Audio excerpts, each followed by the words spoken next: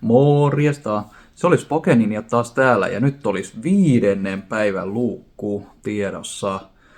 Hyvän alun jälkeen oli vähän tahmeeta, 4 suoraa holoa, mutta nyt pistetään holoputki poikki ja otetaan kunnon hitti. Mitäs meille täällä tänään löytyy?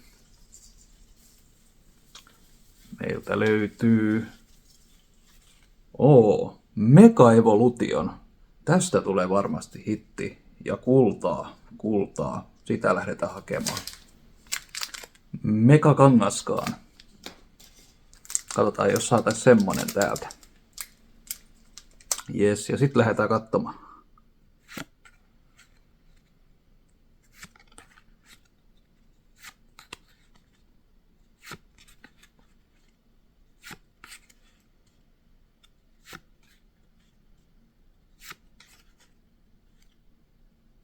Sieltä eka reverse, toinen reverse ja ei voi ottaa 5. holoputke.